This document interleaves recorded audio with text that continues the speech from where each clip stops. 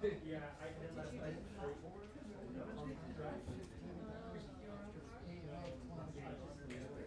I scheduled for Uber. What? And I was like,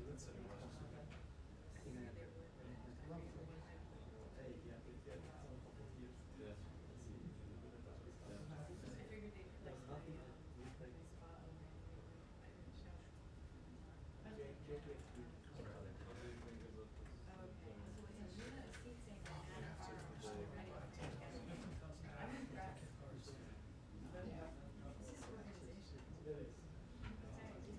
Now I know who to go with. Amazing things. I'm getting to retirement age, I get all kinds of kick-ass Yeah, this is Luckily, I'm not seen I mean, like, people that Syria? Yeah, I think I get targeted. My dad and I have the same with their first and last name, right? So it's like their house. Besides the spam stuff, I get like a lot of stuff from AARP and other retirement organizations being like, hey, time to renew your whatever. yeah. Yeah, that's true. But is it, they never ask him, like, I get all these, because I'm charging 65%. I'm getting all these things from people, individuals who say, I am a Medicare broker to tell you how to get which plan yeah. X, Y, Z you want. I don't even know what any of that means. I sure I need to. But I don't know what it means. The annoying ones that I see, I get are like, it's a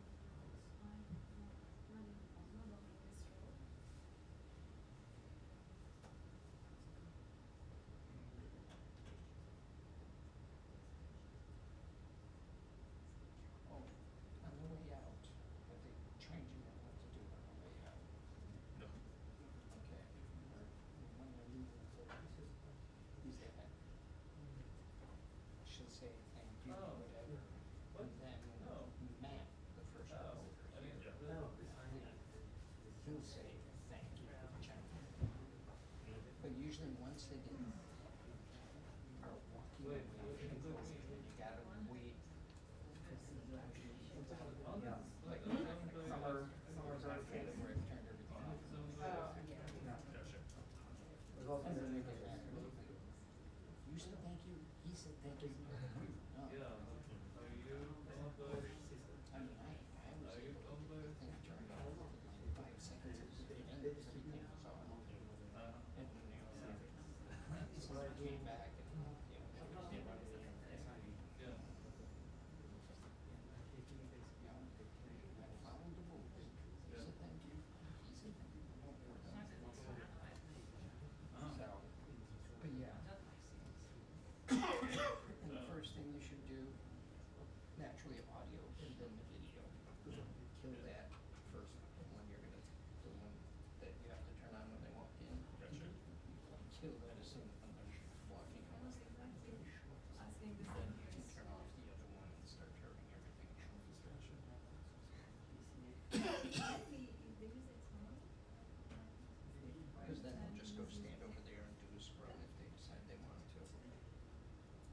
Okay. And when you say turn everything off, you kill the faders and then Yeah. mute the channels? Yep. Or just write it down, I mean. Yeah, it's the end of the week. You can probably turn it off, there's no way you can do it tomorrow. But that's the only thing that turns off, that, the TV.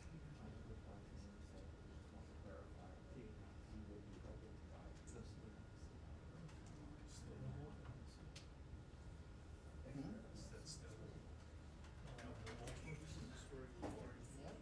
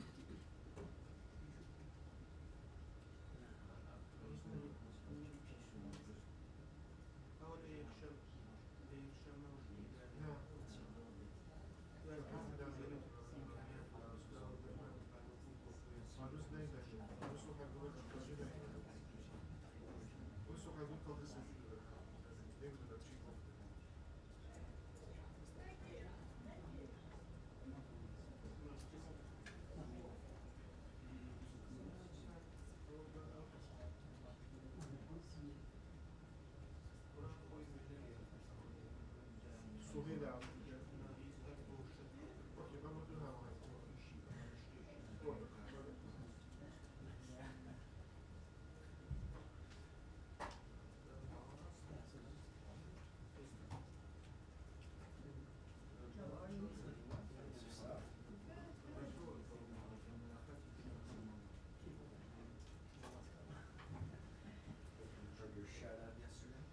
She was just talking to me now. She said, I'm glad you showed up today. That was a good question. We had somebody else actually in the office, and I was doing live on that. And I said, she's super nice.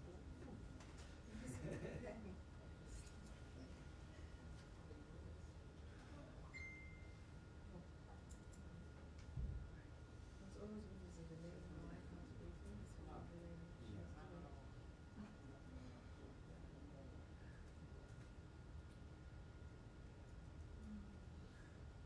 But it was a good question.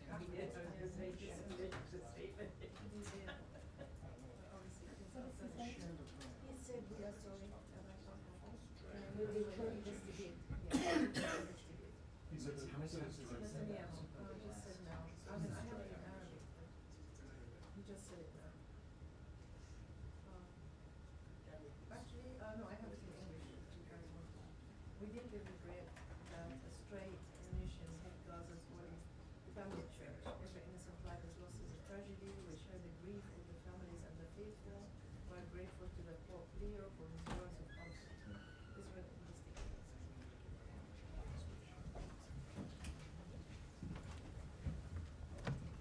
Thank you, ma'am.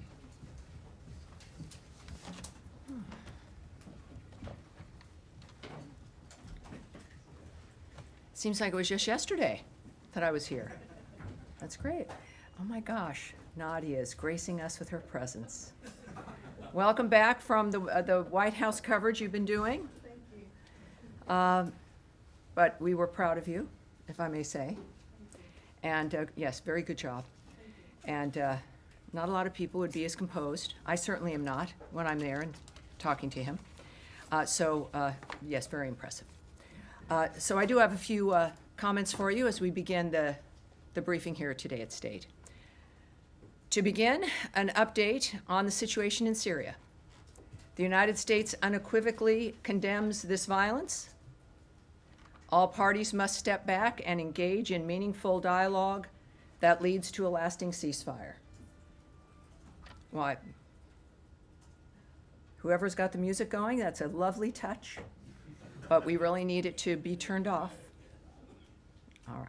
Sorry, can you repeat it again? For I'm going to start again at the stop. Please turn off your phones. Please turn off the sound. Do not disturb. You don't have to have it on airport, but although I could say that we are an airplane, but we're not. Let's start again, shall we? And welcome aboard to everybody watching at home. We know C-SPAN covers us live as well. We appreciate that. And of course, we're a little late today, but actually every time is the perfect time because our colleague Caroline had her later briefing, so here we are right now. So to begin, an update on the situation in Syria. The United States unequivocally condemns the violence. All parties must step back and engage in meaningful dialogue that leads to a lasting ceasefire. In a tweet this morning, Ambassador Tom Barrack, also, of course, our special envoy for Syria, said, "Thankful to all sides for their break from chaos and confusion as we attempt to navigate all parties to a more durable and peaceful solution in Syria." Over the last 48 hours, the United States has led diplomatic efforts to promote real de-escalation and peace. As Secretary of State Marco Rubio noted yesterday, we have engaged all the parties involved in the clashes in Syria. We have agreed on specific steps that will bring this troubling and horrifying situation to an end tonight. This will require all parties to deliver on the commitments they have made, and this is what we fully expect them to do.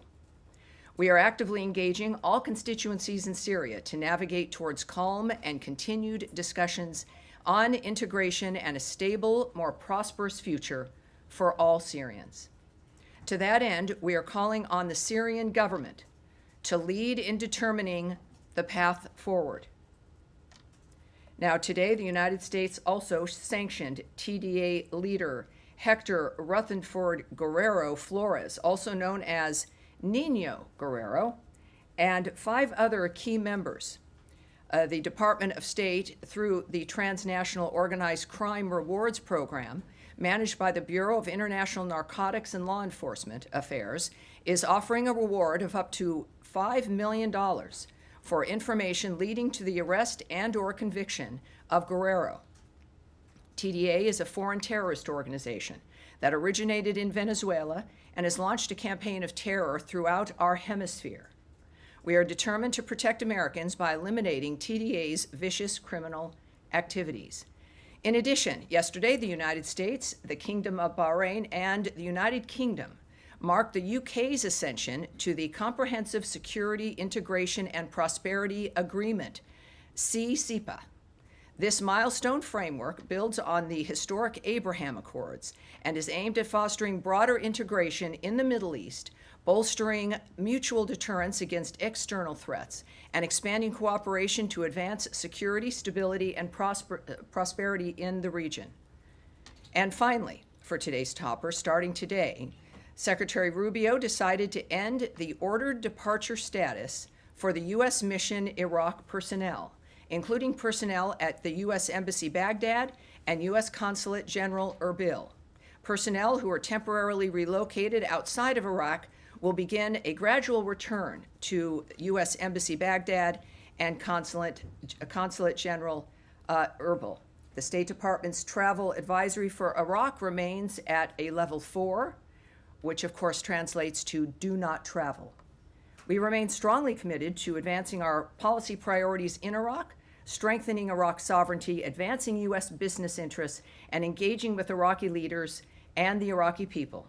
The State Department, U.S. Embassy Baghdad, and Consulate General Erbil will continue to closely monitor and assess, as you might imagine, the security situation across Iraq and the region. And that is the conclusion of my announcements. And I'm ready to take your questions, and we'll start with the young lady who was in the White House first, so we'll start with Nadia right now. Thank you. I want to follow up with what you said. The president spoke with Prime Minister Netanyahu. He's just issued a statement to say he's very sorry about targeting, or not targeting, but by attacking this church. He said it was done by mistake. But the State Department and the White House put a priority on protecting minorities, especially Christians. How can you make sure that Christians in Gaza are protected? We have 3 people dead, including 88-year-old woman from Ayyad family. And to make sure that these people are not actually targeted, but as the Prime Minister said, because there have been many, many incidents before, Tammy, as you know. They targeted the Russian Orthodox Church before. Yes, well, in this case, of course, it was an accident. I think that the response from Netanyahu is an appropriate start. Of course, we share condolences to the citizens, the civilians' deaths at the Roman Catholic Church. We have asked that Israel investigate the strike still, of course, and ensure that all civilians, including Christian civilians, remain safe. That's one of our, of course, regular asks of everyone as we try to stop war and engage with ceasefires because of the horrible dynamics that exist across the world when this goes on. There's no benefit to this, any kind of military action, no real benefit at all. So Israel did express a deep sorrow over the damage and over any civilian casualties, and the IDF, they do note, is investigating. And of course, for further information, we refer you to the government of Israel. I can tell you, as I think Caroline also noted, that President Trump also spoke to the Prime Minister, and I think it's an understatement to say that he was not happy, that this is, again, the kind of thing that reinforces his commitment to peace around the world. I've spoken with the Secretary today at length on a number of issues. Obviously, everyone is appalled. I can tell you, for those who haven't seen it and for those at home, the Israeli Foreign Ministry has said, Israel expresses deep sorrow over the damage to the Holy Family Church in Gaza City and over any civilian casualty. The IDF is examining the incident, the circumstances of which is still unclear, and the results of the investigation will be published transparently. Israel never targets churches or religious sites and regrets any harm to a religious site or to uninvolved civilians. The IDF has a statement as well. The IDF is aware of reports regarding damage caused to the Holy Family Church in Gaza City and casualties at the scene. The circumstances of the incident are under review. The IDF makes every feasible effort to mitigate harm to civilians and civilian structures, including religious sites, and regrets any damage caused to them. So this is, I think, a good indication of their realizing what the world expects, what we expect, and of course appreciating POTUS's contact as well, which is helpful for all of us. Nadia, one more. Yes, ma'am. Syria. Yesterday, the Secretary told us at the Oval Office that the conflict in Sweden is between the Bedouins and the Druze. Do you rule out any involvement of foreign fighters or ISIS fighters in what we have seen, witnessed in the last 3 days, including atrocities against civilians? Well, there will be some continued, obviously there will need to be some continued investigation of the nature of what's occurred. We saw, of course, the President and the Secretary note, both of them, that they've been involved, and certainly our Special Envoy, Tom Barrack, is also, of course, the Ambassador to Turkey. And we know what we know at this point. Clearly, there has to be more investigation into the nature of how this started. But ultimately, the discussions have created a dynamic where the Syrians have withdrawn. Israel has not continued. That has ceased. And of course, there continue to be skirmishes. This is a rivalry between the Druze and the Bedouins that's, I think, 400 years old. This is, though, one of those challenges that, if perhaps confronted in the modern age with new possibilities of living together, that is the kind of thing we now know must be addressed. So we've had some success. You heard in my topper the Secretary's continued optimism. And Ambassador Barak, of course, is returning and will be involved. And of course, I can tell you also that we unequivocally condemn the violence that has unfolded there. All parties must step back and engage in meaningful dialogue that leads to a lasting ceasefire. Of course, we know those lines from various other locations, but we also have committed to them, and we engage with them as we are also in this case. Over the last 48 hours, the United States has led the diplomatic efforts to promote real de-escalation and peace. We are actively engaging all constituencies in Syria to navigate toward calm and continued discussions on integration and a stable, more prosperous future for Syrians. And that continues. That has been the mission of Envoy Barak, and it remains the mission of President Trump and Secretary Rubio. All right. Yes, ma'am. Humaira. Hi, Tammy. I just want to understand, my colleagues asked about this yesterday, but did you guys get to the bottom of the misunderstanding that Secretary Rubio talked about yesterday? We see it in a different wording again today in Ambassador Barak's tweet or post. Confusion. What was this misunderstanding, and did the U.S. government intervene in a way to assure that this misunderstanding will not happen going forward again? You seem a little skeptical, but I don't know if I know some people at home can see some of the reporters here in the first two rows. I guess that's a prerequisite in this job. Yeah, yes, perhaps it is. But for those who don't know, the language from Ambassador Barak's tweet: thankful to all sides for their break from chaos and confusion as we attempt to navigate all parties to a more durable and peaceful solution in Syria. And I noted to you already the language from the Secretary. The confusion, as was conveyed to me and was, I think, generally understood, was this ancient rivalry between the Druze and the Bedouins, and violence ensuing. The Syrians moving to that area to quell and stop that violence, and the Israelis who see that occurring to the Druze community and their concerns, then entered what they assessed was something larger than what, or even not what it was at all. I am not a party to the full discussions or to the details of obviously of all of these groups and nations and what their choices were. But when the Secretary chose and the President chose to use the word miscommunication or misunderstanding, obviously here now from the Ambassador, chaos and confusion. The good news is, the story is, it stopped as within the management of that larger conflict. Again, there's still skirmishes and other issues that, as we've also noted, the Syrian government is going to have to lead. With obviously there'll be other involvements, but lead into this de-escalation and to the stability.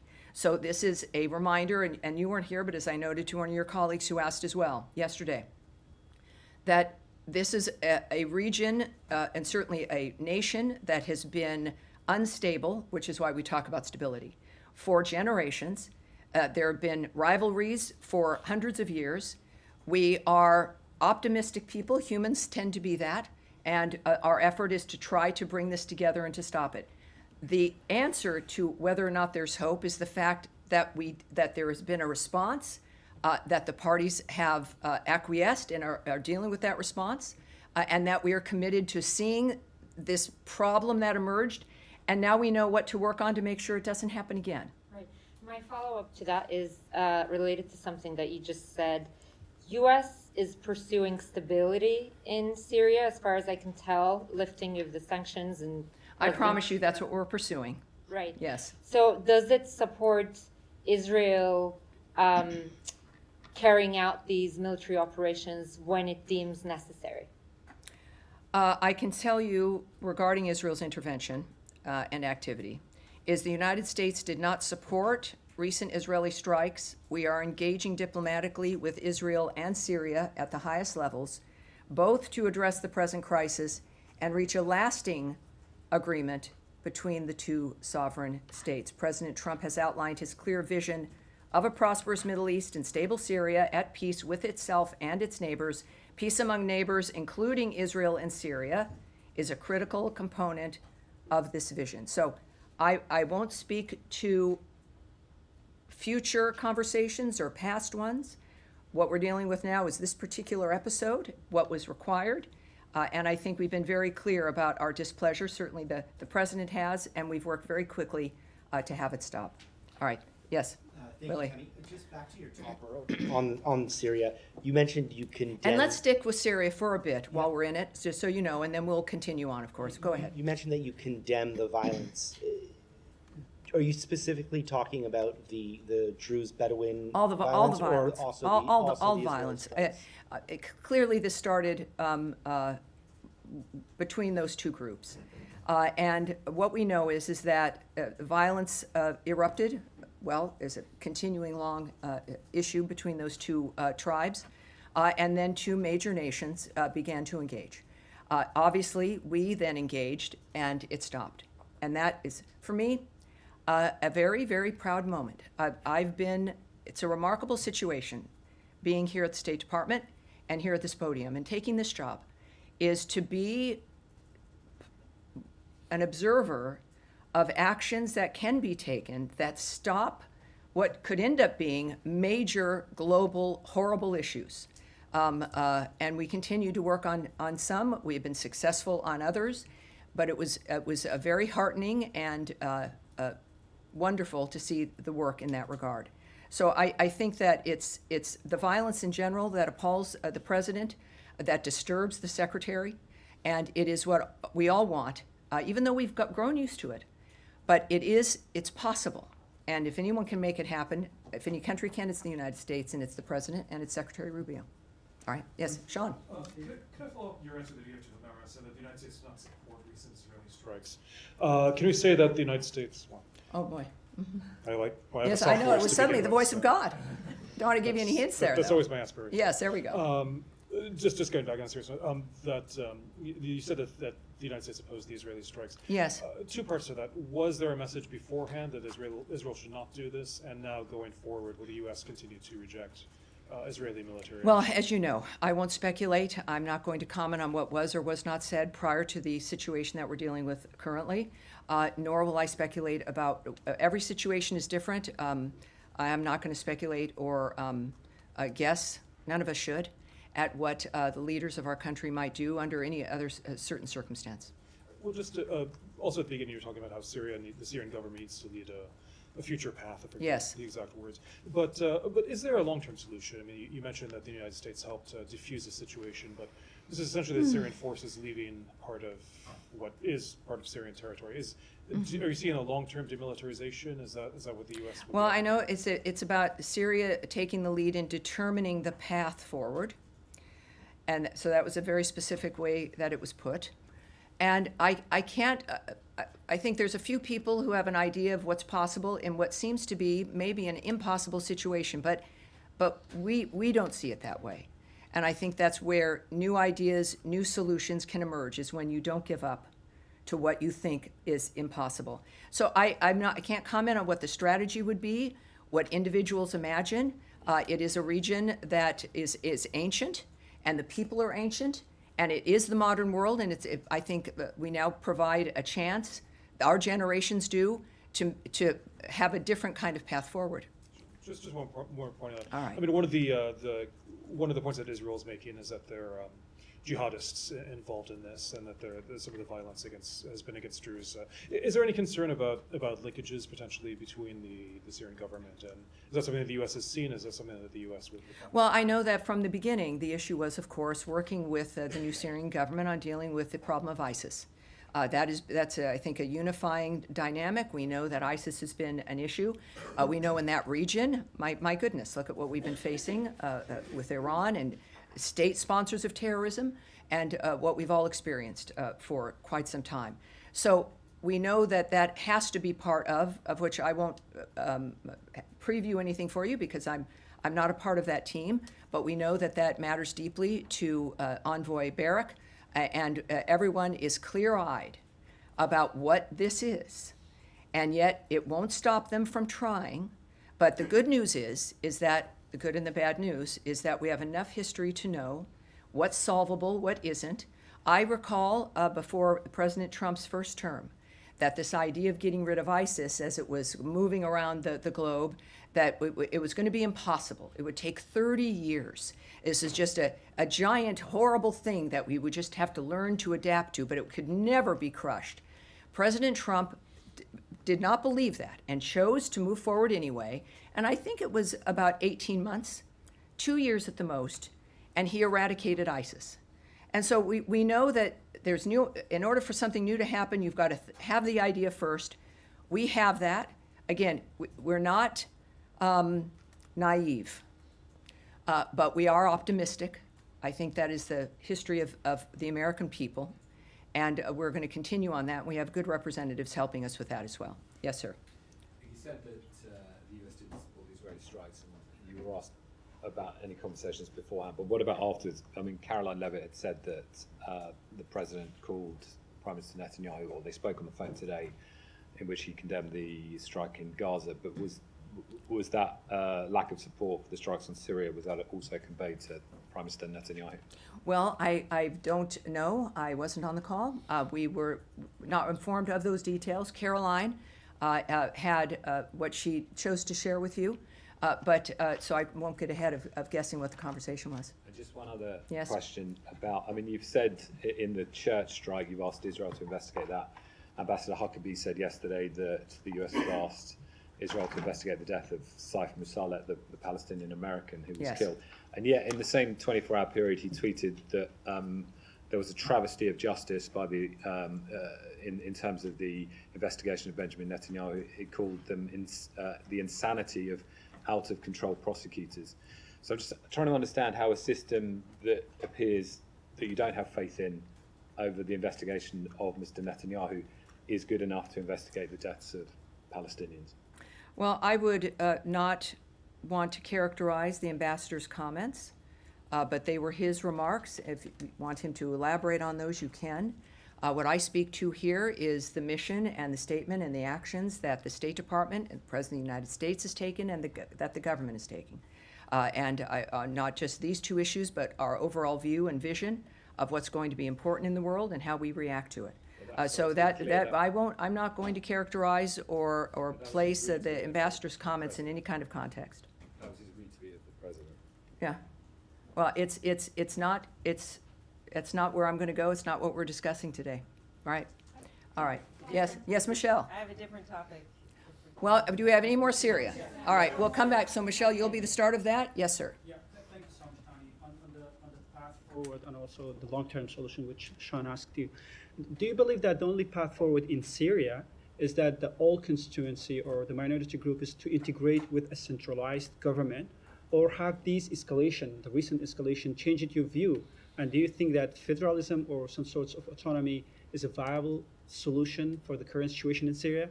Well, part of starting something like this so new is I don't think it's really ever happened before, is looking at the nature of what works and what doesn't.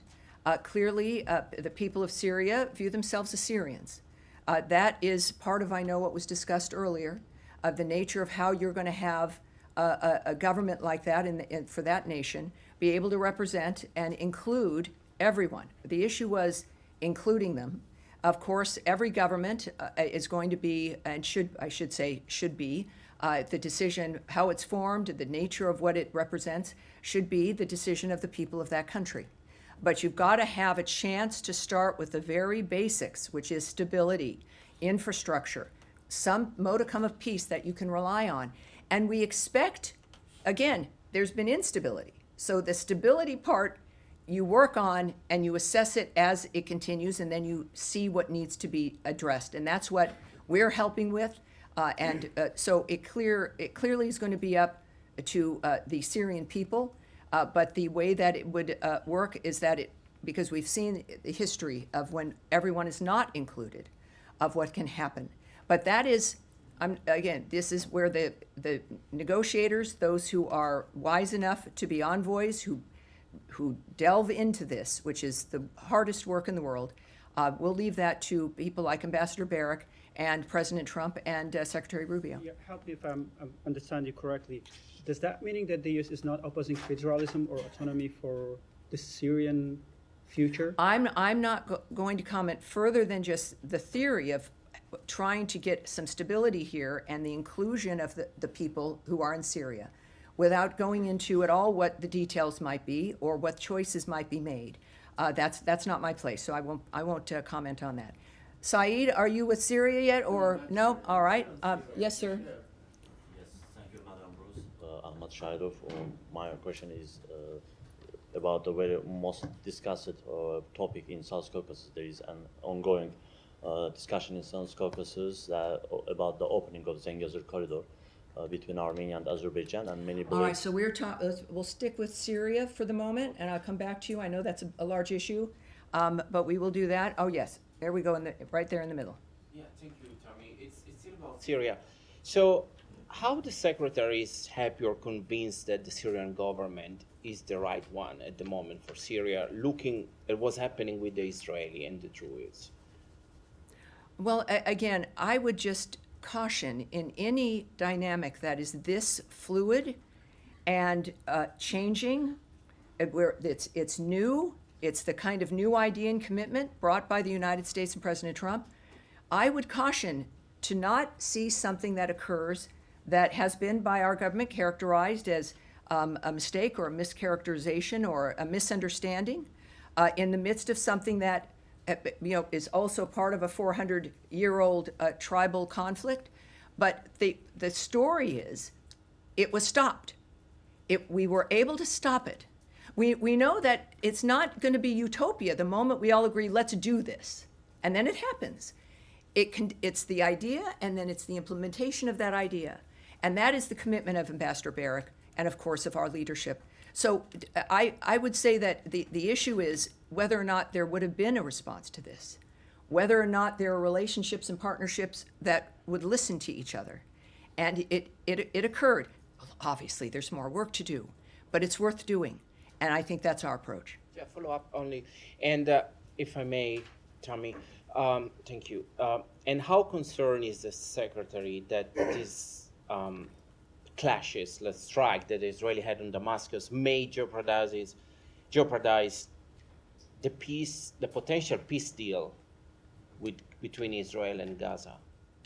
Well, this is a whole region that has, it's ancient, the beginning of time, with clashes throughout and with miraculous governments throughout, just like the rest of human history. We're looking at this clearly. There's Ambassador Barrack. We have a very specific conversation going on about Gaza and Israel's situation. Certainly, we have Russia, Ukraine, and other aspects where there's new peace deals, new ceasefires that we also discuss. But let's not conflate all of them. There are different situations with different triggers, different dynamics. And that's why we look at each one differently, and we're working on each one with a different goal that is particular to that situation. All right, now, so we will go. Let's go to Michelle. We'll go to the rescission package because All it right. includes a lot of money for the United Nations. I'm wondering if it's going to affect UNHCR's efforts to resettle Syrians back into Syria, which they call this a historic moment to do that. And I also wonder, there's big cuts in peacekeeping, and it includes some language that is critical of the peacekeeping mission in Congo. Yet the peace deal that you guys negotiated relies on the UN peacekeeping operation in Eastern Congo to help implement it. So I wonder if you've changed your mind. Well, of course, that's a dynamic regarding the White House and the bill regarding the budget, et cetera, the rescission bill, for sure. At the same time, and I knew, a little birdie told me that a lot of journalists were meeting and had a briefing on the issue of the UNHCR, yes. Right? And I don't have that answer for you yet. I want one for you. We're not it's literally, I need to find the answer to the details of that. We're going to take that back and get that for you. And since there are others interested in that as well, we'll make sure others receive it if you want to contact us with that information. Regarding comments made in a bill, the nature of certain cuts, each situation is very unique and different. As we've, of course, as you know, we've just completed essentially a several month-long reorganization and some cuts regarding how foreign aid is applied and implemented and distributed. I would just repeat that even though there are cuts and we are looking at reforming certain dynamics, it doesn't mean that our efforts will stop. It doesn't mean because something looks different that it's going away. It might be handled differently, but I can't speak to the specifics that you mentioned, but what I do know that what matters to the Secretary and what we've expressed regarding that region and the work we're doing there is that what we need to have done will get done and will be funded and we'll move forward with it. All right. Yes? Thanks, Sam. I'm hoping to ask about an update to the situation where the 500 tons of high-energy biscuits are set to expire in a warehouse in the Middle East. The statement from the department yesterday said that the U.S. would always look to try to avoid any kind of food waste, try to repurpose it. Is there any indication that repurposing might happen at this point? Well, there's a lot of interesting numbers that have been moving about with this story. There's some basic responses I can give you, including the fact that if something is expired, we will destroy it. It's a matter of whether or not it's safe to distribute. But I think what's important and what part of the story is here, and a lot of people don't know this, is that we have been feeding the world's hungry for generations. And we've done it because we can. The issue is are we doing it as efficiently as we can and as smartly as we can? We, as an example, distribute roughly 1 million metric tons of food aid every year, which is reflective of the American people's generosity. Of the 1 million tons of food distributed annually by the United States, 500 metric tons of high-energy biscuits also is part of what your question is in the news has been that they were destroyed and they were expired, and yet that 500 metric tons represents less than 1% of the food aid that we distribute around the world. I would also note the difference in its situation where why those biscuits were stored. Americans don't realize, perhaps many do, that we store emergency food all around the world for people in the event of a catastrophe in that region. So we have food that we purchase and it goes to, let's say, the World Food Program or to another distributor assigned to specific sites for distribution. And then we have food that is assigned to be held in the event of an emergency. Those are emergency frameworks, and they are not distributed. They're there in the event that obviously something horrible happens and you need that kind of nutrition. That's where those biscuits were. That was 500 metric tons of what they say HEB, high energy biscuits, and that is less than 1% of the food aid that we distribute, as I've mentioned. The best analogy I can use is that I think most of us have, I do, I'll just refer to myself, a lot of batteries in a battery carrier that I don't use, that they're there in the event of an emergency and the electricity is down, and I know what needs batteries and what doesn't need batteries. And if you wait long enough and there's no emergency, they start to do weird things. They start to sometimes bubble over and get a little corroded. That's why you should use them. That's right. Candles, perfect in earthquake country also. Yes. Batteries, though, we have them. They're situated. Other survival stuff, you situate it, and then you have to get rid of it if fortunately you don't have to use it. That's this story. The story here is the nature of the commitment of the United States to food aid, which we all commit to, but also still, like everything else, doing it more efficiently, with less expense, but with the same framework. So yes, I mean there's a dynamic there where we're going to destroy, and we have before, the emergency food rations in particular that might expire, and then replenish that. So All right, well, we'll finish her questions, and then I'll come to you, Matt. Yeah, We're we'll just finish. Go going to say ahead. that Deputy Secretary Regas did say yesterday on the Hill that this was something that he found distressing. He said it appears to be a failure. Just this dynamic here, is there any effort within the department now to look at expiration dates at those warehouses around the world that are hosting these high energy biscuits and make sure that a dynamic like this doesn't happen again in the spirit of efficiency? Yes, DMR Regas, he's a deputy secretary here at the State Department. He said a number of other things indicating, and I'll read part of his testimony to you as well in this regard. He said, we're still the biggest giver of aid anywhere in the world by far. So this is a media account, so I'd want to look into, forgive me if I don't take everything in the media that's reported as 100% factual, but I do want to find out what happened here and get to the ground truth. So the fact is that what I've described to you is the case. The numbers that are being reported are wildly incorrect without the context of what the food is there for. It is, considering the nature of the situation, I would say that this, if the implication there was that this was due to the U.S. aid action or a pause or something, I would say that that is incorrect. But the deputy, I think, noted the fact that there's a number of things that can affect this, and I've described some of them to you. At the same time, we are involved in looking at all of our systems. That's been the case from really day one. That's been a commitment of the secretary, not just of aid technically and the structure of the building, which we've been just through, changing that for more efficiency. But that is, I think, a hallmark of what matters to Secretary Rubio, and something that we will continue to do, which inevitably would address this dynamic as well. But I have to say, for 1%, when you are moving 1 million metric tons of food around the world every year, for 1% to be the factor that has to get destroyed is a remarkable record. And if there is a suggestion that we're not doing it right or we're not doing enough, it is fair to say that we will not be lectured about the issue of food aid or what we do for the rest of the world, being the world's largest supporter of people with food and other aid. We have been, we are now, and we will be. All right. So, Tammy, Yeah. Yes, Matt. sorry. Oh, don't be sorry. You're never really sorry. Go ahead. Well, maybe It's all right. Maybe not.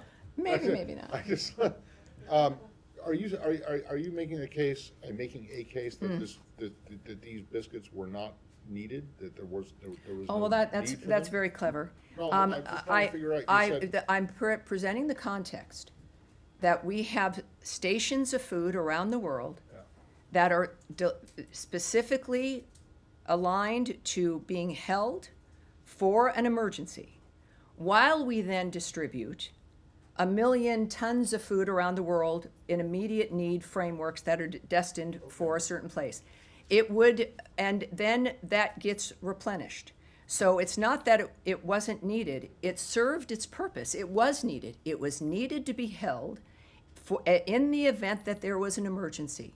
And that was accomplished, and it will continue to be accomplished. So you don't think there was an emergency in Gaza or? Oh, yes, and you know, it's interesting. We contribute and have aided emergencies around the world through this time. We were not waiting for anything in a holding station. As I don't know, I won't say it again. We are the largest giver of food aid and provider of aid around the world, certainly of food aid, 1 million metric tons of food. So it's not like because those biscuits are in the emergency section that we simply went home to watch television. We are the largest provider. We are proud of that, and we will continue to be. Are you committing that this administration will continue to provide 1 million metric tons of emergency food aid around the world? Yes. You rarely forward? ask me to speculate or on a hypothetical situation. do, and We are going to continue to be the world's largest giver of aid and of food. We are going to be doing it in a smarter, more efficient manner, but it is our nature to do so. And I've said it from the beginning. You guys have heard me. Yes, things are changing. They look different.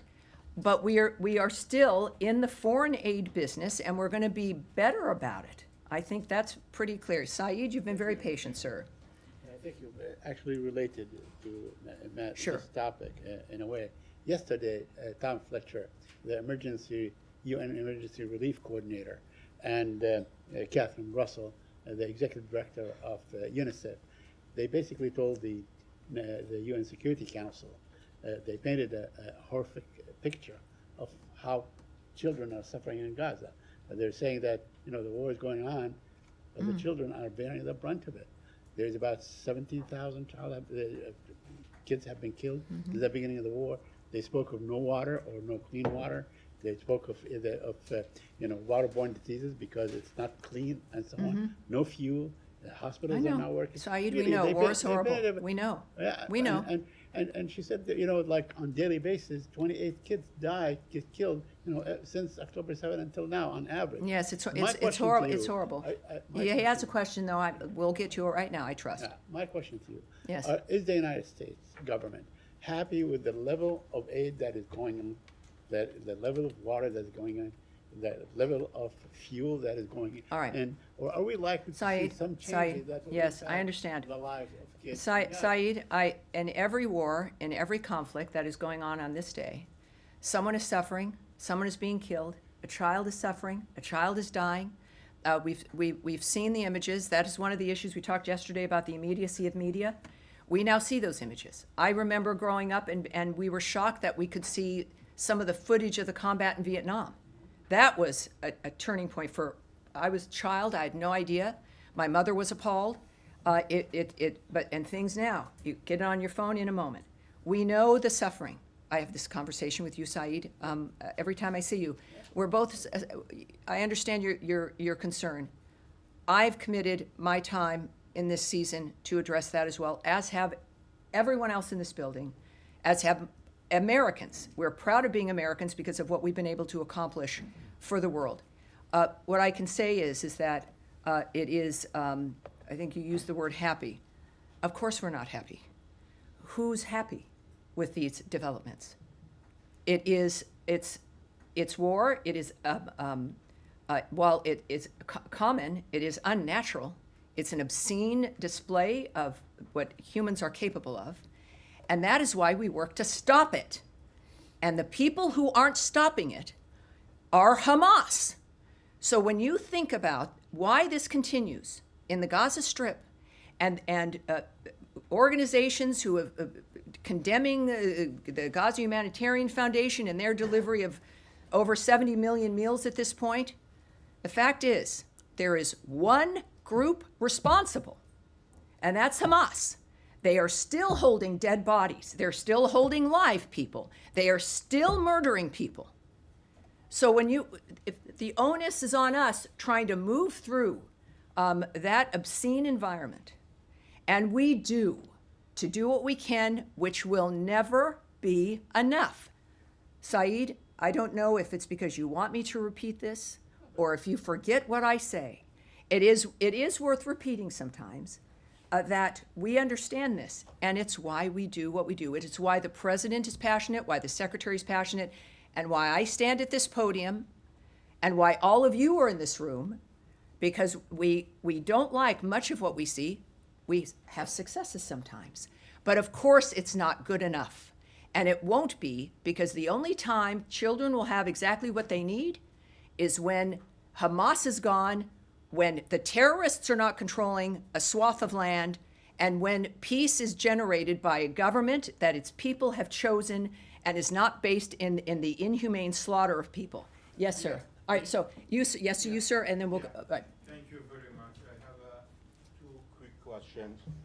You are aware Make them that not quick. Oh, yeah, but go ahead. Yes. the militia have intensified their attacks on the Kurdistan regional government's oil fields and on U.S. companies operating in Iraq, action that threaten the stability of the global energy market.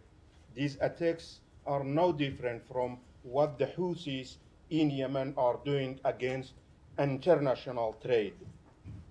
What responsibilities to the Iraqi state and the international community have in addressing this situation? You know, obviously that is an issue that we are concerned about. I have put out a statement, which I don't know by heart. I am going to ask, well, where's my Tommy? Is my principal deputy not here? Where did he go? All right. Nicole, I know my statement's in here, and I'd like to read it for everyone regarding the Kurdistan situation. Nicole, could I ask you to come up? Actually, you'll have to come up here. I know, it's not that intimidating.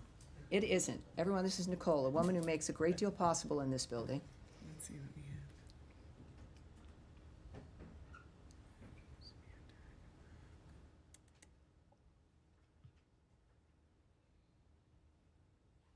She does this for me all the time. And if I can't find it there, I'll pull it up. Yeah. I'll pull it up for you and give it to you in just a second. All right, great. So we'll get that. We're concerned enough, obviously, to where I issued a statement on the attack, essentially, in Kurdistan. And I do want, because I wasn't able to answer it yesterday, and I do want to get that to you. So I'm going to come back to that. Did you have a second question, sir? Second question, on Friday in the Kurdistan regional government, some PKK members surrendered their weapons as a goodwill gesture in support of the peace Yes. process in the Turkey. Yes. What is your position on So this? we're aware of the videos of the members of the PKK, which is the Kurdistan Workers' Party, burning their weapons in a public ceremony, as we know. So that's very important. They wanted people to see them actually doing it. That was in northern Iraq last Friday. We consider the PKK a foreign terrorist organization. So any move to lay down arms and remove that threat is a welcome step. And of course, we know that the SDF remains a great partner in the fight against ISIS. And now it's time for them to integrate into, is this the same, hold on. Well, this is moving more back into Syria, so we're gonna wait on that, and I think you found my statement on the other issue. Thank you, ma'am. I appreciate that. This is, I didn't used to have to do this when I was 20. Many of you have to do this. The United States strongly condemns the drone attacks that have been targeting oil fields in the Iraqi Kurdistan region since July 14th. These attacks imperil Iraq's stability and economic future. The government of Iraq has a duty to protect its territory and all of its citizens. These strikes target international companies that are working with Iraq to invest in Iraq's future. The United States remains committed to our partners across Iraq who are working to build a stable, federal, and sovereign state. All right. Yes, go ahead, Eric. Thank you, Tammy. Two questions. We saw Secretary Rubio's very important meeting with Foreign Minister of China, Wang Yi, last Friday in Malaysia. Secretary Rubio said it was very constructive. We're now reporting that the president of Taiwan plans to transit the United States next month. And I wanted to ask if there's any concern about expected or foreseeable Chinese reaction, because we've seen in the past, for instance, in December, when the president transited Hawaii and Guam, we saw China's largest naval deployment in years along the first island chain. And is there any concern that at a time when, coming off of this high of the secretary's meeting with his counterpart, that the presence of the Taiwanese president will somehow be counterproductive or disturbing to this point that's been reached? Well, I think you mentioned that they had met, and I would refer you back to his comments following that meeting. He stated that this was not a warning meeting and that the discussion was constructive and positive. And I remember his attitude, and I appreciated that. And also, he noted, I want to reiterate that transits by the Taiwan president are fully consistent with our longstanding policy and practice. I don't want to necessarily attach that to the secretary. I'm not sure that that's what he said, but that is the case. I would also say that transits of the United States by high-level Taiwan officials, including presidents, are again in line with past practice and fully consistent with our longstanding policy, and such transits are undertaken with consideration for the safety, comfort, convenience, and dignity of the passenger. All right. Sorry, All my right. second Yes, go question, ahead. Tammy. All right. I'll be back to you in one moment. Ukraine, if I may. Your colleague at the White House spoke to President's expectations following his 50 days deadline. My question is about Russia's reaction in these 3 days. There's no sign of any different, behavior. Instead, they did, issue a nuclear threat. They questioned President's motives. And Russian foreign minister today said that we are not accepting any threats. So what makes the president, the administration, believe that next 47 days will be any different? Well, I can't read their mind, and I won't begin to try to think of what they might be thinking. I don't know what I'm going to be thinking tomorrow. You never know. But what I can say is that obviously they've expressed their displeasure with how things have been so far, which in part led to this new structure that we're looking at, including the 50 days. Regarding any kind of nuclear commentary or preemptive strikes, et cetera, let's just say that rhetoric does not improve regional security. And of course, as President Trump has said, the word nuclear should not be treated casually. And we have seen these kinds of reckless and unhelpful statements before. So it's not something I can preview for you regarding what might happen or might not happen.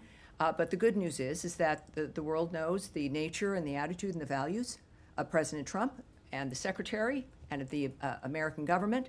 And we also, of course, remain committed, as we have, to Ukraine and to ending that situation peacefully, hopefully through diplomacy, as the president has been committed to. I'll go right back. On that line, last week, this day, the secretary met with Lavrov, and he signaled, quote unquote, new, different approach from Russia. The fact the president moved forward with his own, deadline, does that mean that you guys have rejected what Lavrov after? I can't speak to that. I can't address that at all. But I would caution again, drawing conclusions because of what someone else may have said or if a phone call happened. These are very deliberate individuals, the men and women making decisions, engaging in these things. We know what's at stake. We know why they're doing it. It's about life and death and who's alive today, who might not be tomorrow. They're aware of everything, and the choices they'll make will be the right choices. And we'll go right back to Eric here for his last question. Thank you, Tammy. On the same topic of Ukraine, we've seen the president earlier this week. He had Secretary General of NATO in the Oval Office. I know that he often repeats that this is that he views this as Biden's war and a war that wouldn't have happened had President Trump been president. But do you think that we're seeing any kind of a pivot or a greater investment from the Secretary Rubio and President Trump in the outcome in Ukraine, particularly since the NATO meeting and this idea that 6 months in, his view is stated many times is that the war would not have happened had he been president, but now 6 months in, there's an opportunity to make an impact or to own the future of what happens in Ukraine? Well, I know that the first thing that drives the president and that the cabinet, including the Secretary of State, follows is the vision of the president and how to approach these issues in which they agree. I can just reiterate for people from the president who said on the 14th, we're very, very unhappy with Russia. I'm disappointed in President Putin because I thought we would have a deal 2 months ago, but it doesn't seem to get there. I speak to him a lot about getting this thing done. And I always hang up and say, well, that was a nice phone call. And then missiles launch into Kyiv or some other city. And after that happens 3 or 4 times, you say, the talk doesn't mean anything. So that is the president speaking quite transparently about his assessment of things, allowing the American people and the world to understand that his patience, he is a very patient man, and he's a realist. And he's going to be honest. And the arrangements and the conversations, certainly with Secretary General Rutte and NATO in general, the plans in which to make sure that Ukraine has what it needs defensively. But I think the president is someone who will make these decisions and continues to approach it aggressively so that his vision of this conflict ending will come to pass. And that is it. I had the Army. Thank you very. I'm interested in. you in normally perspective sit, in Michelle from NPR. normally in the back. You're normally way in the back. And I was thinking, well, this is, you must. I try to get more attention to the people in the back. Yeah, well, that's what you've always said. You've always said that. All right, so this is something that, of course, we do want to address. So if we could start again, and we'll answer your questions. Yes, sir, go ahead. Thank you, Madam Bruce. I'm Shahid from Azerbaijan, and I want to ask you about the Zengezur corridor, because there is an ongoing discussion in South Caucasus about the opening of the Zengezur corridor between Armenia and Azerbaijan, and many believe that this project can help improve transportation, trade, and trust in the region. And last week, the U.S. ambassador to Turkey, Thomas Barak, mentioned that an American company could manage this corridor for 100 years. At the same time, Russia and Iran have also expressed their concern about this corridor, and some reports say that they want to keep this corridor under their own control. And my question is, what is the U.S. position on Zengezur corridor? Because this corridor will connect Armenia and Azerbaijan by land, and it will not only contribute to the development of both countries, but also change the geopolitical landscape in South Caucasus. Does the United Perhaps States that's it. support Yes, this project? well, I think we have a general sense here, and it's obviously sometimes one of the problems with being in a location, geopolitically, that many places are interested in. We do know, and this is what I can say, and it's not exactly what you're looking for, but because this is also a question that the White House, that the President's team, we'd like to check with them and see what they would say to this. But I can just tell you that the United States, we support, of course, efforts to promote peace and stability in the South Caucasus, as you know, and we track the events there. We are watching. We clearly, it's something we are addressing. But I want to get something more for you than that, and we will indeed. So thank you all very much. I appreciate it. That's it. Thank you, everyone. I'll see you next week. Thank you very much. Have a great day.